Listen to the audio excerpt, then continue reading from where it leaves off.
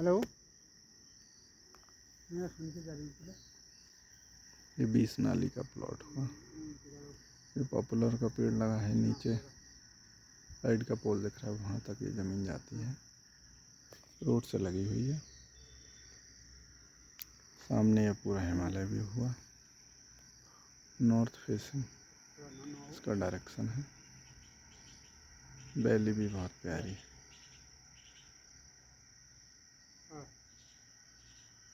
नीचे एक ये कैंप है, ऊपर से इसका यहाँ से रास्ता आता है। और इसका में वो नहीं मिला, वो हल्का तो बहुत ही प्यारी ज़मीन। रामोनाथ।